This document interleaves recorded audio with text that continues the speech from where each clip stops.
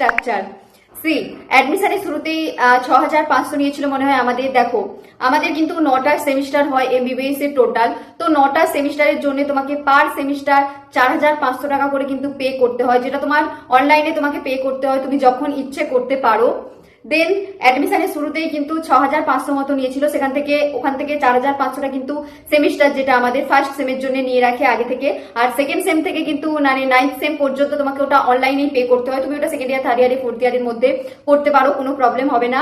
আর hostel free কিন্তু monthly 12 টাকা, এখানে মানে বছরে 144 টাকা হচ্ছে। আর আর সব কিছু পে করতে হয় না এখানে, এগুলোই বেসিক পে থাকে এখানে।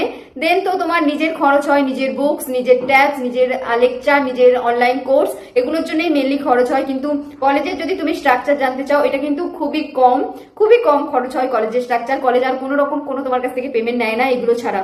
রিলেশনশিপ, কলেজে কিন্তু রিলেশনশিপ তৈরি হয়, আমার এখনো হয়নি, বাট কলেজে কিন্তু senior junior, batchmate, junior senior সব রকমেরই রিলেশন তৈরি হয়, ফ্রেন্ডশিপ তৈরি হয়, লাভ রিলেশনশিপ তৈরি হয়, সব রকমের রিলেশনশিপ, কারোর সিনিয়র জুনিয়র বন্ডিং খুব ভালো হয়, সব রকমের রিলেশনশিপ কিন্তু এখানে তুমি দেখতে পাবে। তো রিলেশনশিপ নিয়ে কোনো চিন্তা করার দরকার নেই, সব কলেজেই সেম। কলেজে আসা মানে রিলেশনশিপ তুমি দেখতে পাবে অলমোস্ট সব কলেজেই, তো আমাদের কলেজেও রিলেশনশিপ রয়েছে।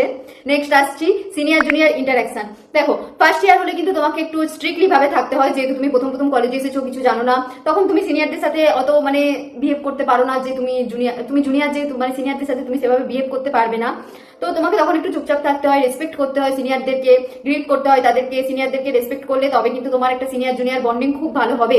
কলেজ কিন্তু একমাত্র জায়গা যেখানে তুমি একটা সিনিয়রের হেল্প নিতে পারবে, তোমার এক্সাম টাইম বলো, তোমার পার্সোনাল রিলেশনশিপ বা তোমার ওখানে লোকেশন কুছ ভি হোক, সিনিয়র আর জুনিয়র রিলেশন কিন্তু সব থেকে বেস্ট বন্ডিং, যেটা আমার মনে হয় মেডিকেল কলেজের। যদি তুমি রেসপেক্ট করো, তাকে গ্রিট করো, সিনিয়রের সাথে তাকে সবকিছু হেল্প করো, তখন কিন্তু তোমার সাথে একটা সিনিয়রের বন্ডিং খুব ভালো হয়ে যাবে। আর তুমি বুঝতেও পারবে না যে সিনিয়র জুনিয়র, তখন মানে নর্মালি হয় না ব্রো এরকম টাইপের চলে আসে। তো সিনিয়র জুনিয়র বন্ডিংও কিন্তু কলেজে খুবই ভালো।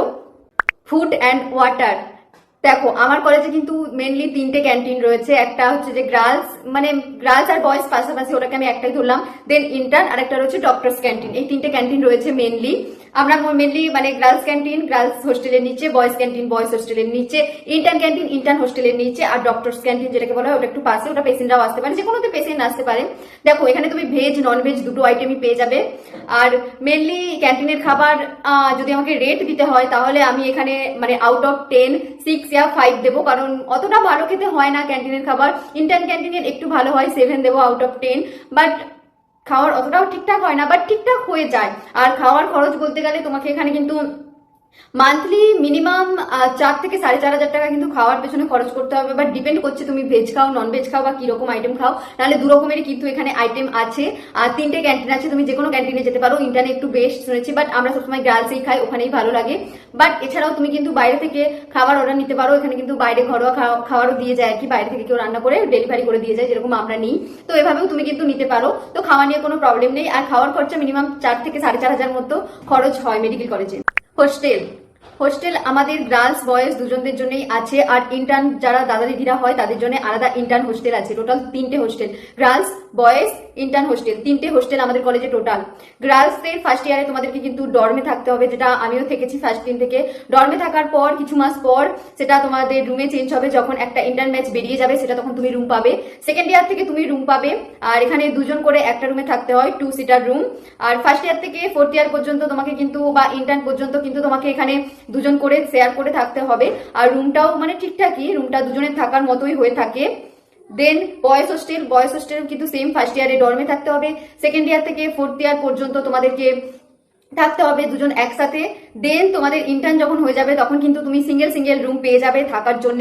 সাধারণত আমাদের কলেজে মেয়েরা ইন্টার্ন হোস্টেলে থাকে না, গার্লস হোস্টেলেই থাকে। বাট ছেলেরা কিন্তু ইন্টার্নে হওয়ার পর ওরা ইন্টার্ন হোস্টেলে চলে যায়, দাদারা মেনলি। আর তখন কিন্তু তুমি সিঙ্গেল যেটা রুম পেয়ে যাবে। কলেজে মেনলি 2 রকমের লাইব্রেরি থাকে, AC library, non AC library. Non AC লাইব্রেরিটা অ্যাকচুয়ালি ফার্স্ট ইয়ার থেকে ফাইনাল ইয়ারে সবাই ইউজ করতে পারে, বাট এসি এলটিটা একমাত্র ইউজ করতে পারবে তুমি সেকেন্ড ইয়ার থেকে বা আফটার ফ্রেশার্স। তারপর থেকে তুমি ফাইনাল ইয়ার পর্যন্ত কিন্তু এসিএলটি ইউজ করতে পারবে। নন এসিএলটিটাও খুবই বড়, এখানে খুবই বড় এলটি, অনেক চেয়ার অনেক কিছু থাকে। আর এসিএলটি যেটা আছে ওটা কম্পিউটার থাকে, তুমি নিজস্ব কম্পিউটার, নিজস্ব চেয়ার, নিজস্ব টেবিল, ওখানে একটু স্পেশাল থাকে। বাট নন এসিএলটিটাও খুব ভালো, এসিএলটিটাও খুব ভালো, তুমি যেটাতে ইচ্ছা ব্যবহার করতে পারো। আর সমস্ত রকমের রেফারেন্স বুক কিন্তু এখানে পাওয়া যায়, তুমি তোমার রেফারেন্স বুক হিসেবে নিয়ে যেতে পারো। লাইব্রেরির কার্ডও পাওয়া যায়, লাইব্রেরির কার্ড করিয়ে তুমি রেফারেন্স বই নিয়ে যেতে পারো। সব রকমের সুবিধা কিন্তু এখানে আছে।